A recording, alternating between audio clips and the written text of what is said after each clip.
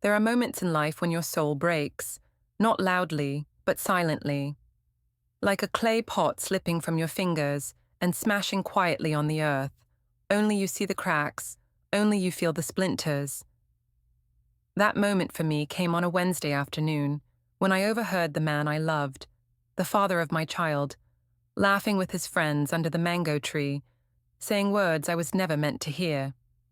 But before that moment, before the shame and silence, I was Janet, just Janet, the village girl with big dreams, the bright smile, and a laugh that made babies kick in their mothers' bellies. My parents, Mama J and Papa J, raised me with love, prayers, and the scent of firewood smoke clinging to my clothes. Our home was alive with chickens scratching the red soil, the smell of ogbono bubbling on the fire, and the laughter of neighbors who had long since become family. I became a health assistant in our village clinic before I moved to the city to study midwifery. That was where I met Chima. Tall, proud, confident, with a voice that sounded like music on quiet evenings. He looked at me like I was the only light in the room.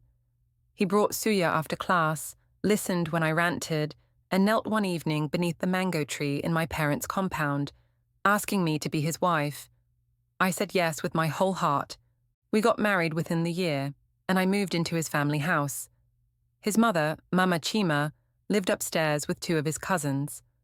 I tried to fit in, to be the kind of wife you read about in old stories, quiet, dutiful, always smiling, even when insulted. Especially when insulted. Then came the pregnancy. The day I found out, Chima danced. I made bitter leaf soup, he brought yam and suya. That night, he placed his hands on my stomach and whispered, "You'll be the best mother." I believed him. But pregnancy was no fairy tale. My legs swelled like boiled yam. My back ached, my skin darkened around my neck and armpits. I vomited almost daily. My sense of smell turned me against my favorite meals. And my body, my beautiful, strong, familiar body, became a stranger. Still, I endured. Isn't that what we're taught as African women?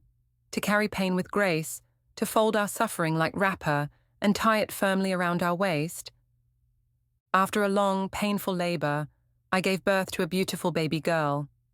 My Ada, my star, my reason. She was perfect. But postpartum was a storm. I bled endlessly. My breasts leaked like broken taps. I sweated so much at night I had to change wrappers twice. My hair came out in clumps. And yes, I had a smell I couldn't explain. Not dirty, but different.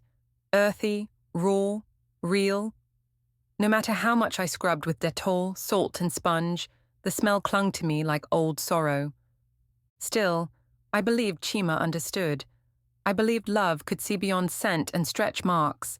That love would cover me where shame had begun to creep in. But love was silent. And cruelty, it seems, had a loud voice. That Wednesday afternoon, I was in the parlor, fanning myself with an old GTB calendar. My baby had just fallen asleep on my lap, her tiny fingers wrapped around my thumb. Then I heard them. Chima and his friends, laughing behind the house. I could hear the hiss of hero beer bottles opening, the crunch of roasted ground nut shells being stepped on.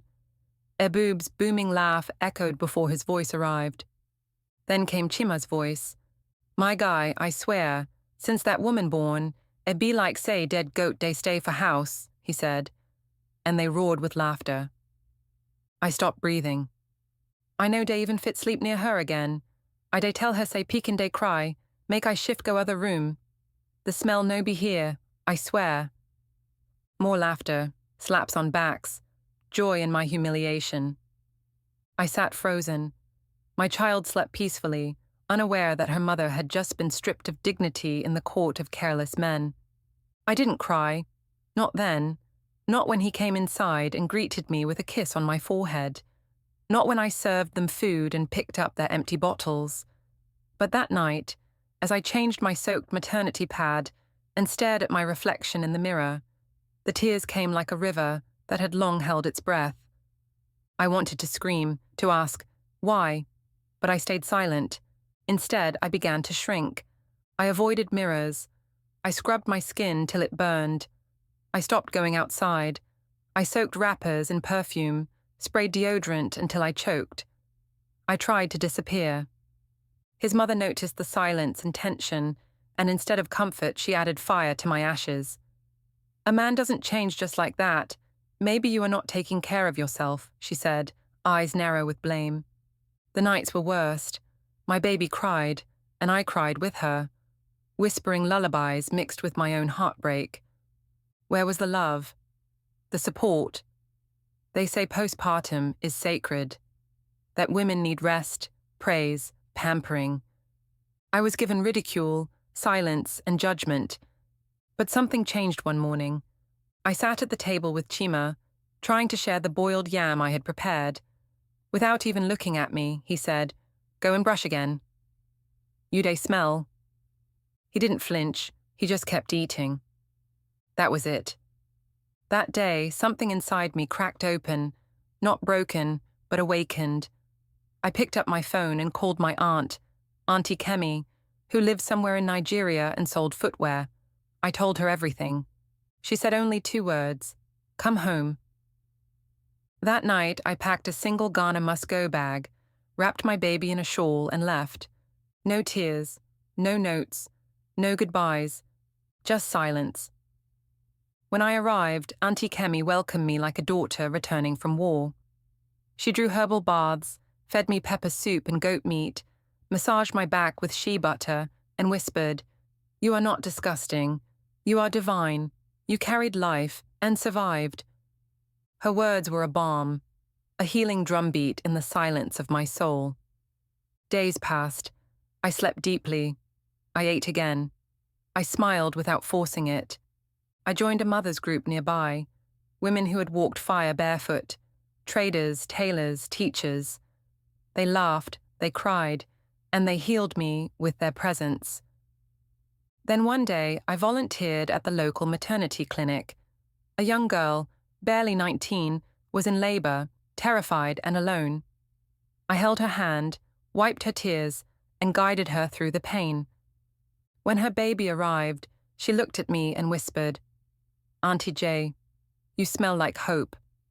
And in that moment I knew I had taken pain, shame, and silence and turned them into power.